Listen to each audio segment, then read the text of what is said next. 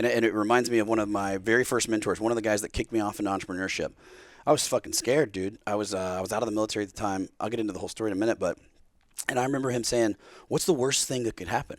Because he was like, I was bitching about working for my dad again after I got out of the Marine Corps, and I was running skid steers and fucking welding, and I was like, this isn't it, bro. I was sitting in a skid steer for 7 days, moving a fucking dirt pile from here to here.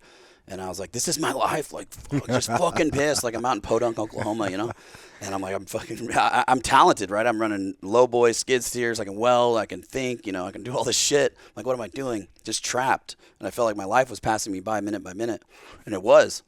And he was like, what's the worst case scenario? And I was like, dude, fucking bankruptcy, like all this shit, like this and that. And he's like, no. Like, what if all that happens? What would you do? I was like, well, I guess my parents are solid. Like, I guess I'd move into their basement for a little bit. My wife and my 2 kids, I'd feel like a massive piece of shit. Right. But, like, and then I would get myself back and I'd figure it out. Like, I would get a job. Like, I would do whatever it takes for my family, right?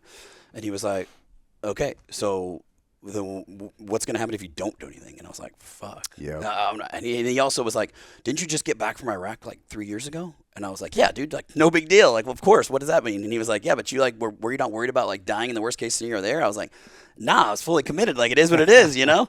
And, but it put it in perspective. Like, you're willing to go do that, but then now you're too scared to go even take on and Dude, so true. attack your own life. And I was so like, fucking true. fuck.